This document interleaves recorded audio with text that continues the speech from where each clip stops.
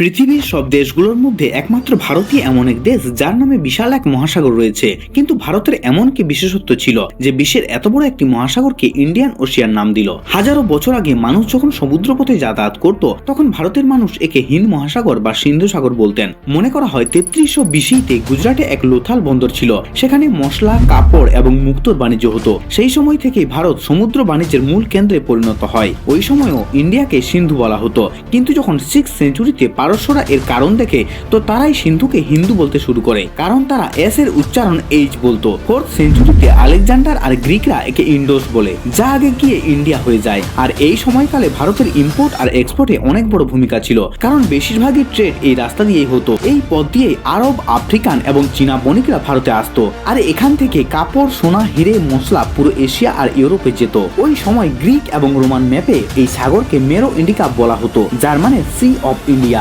আরবরাও একে আলবার আল হিন্দ বলতো, যার মানে দ্য সি অফ ইন্ডিয়া হতো। মানে পুরো দুনিয়ায় মেনে নিয়েছিল যে এই সমুদ্র ভারতের সঙ্গে যুক্ত রয়েছে। আরো এই ধরনের ভিডিও পেতে সাবস্ক্রাইব করুন।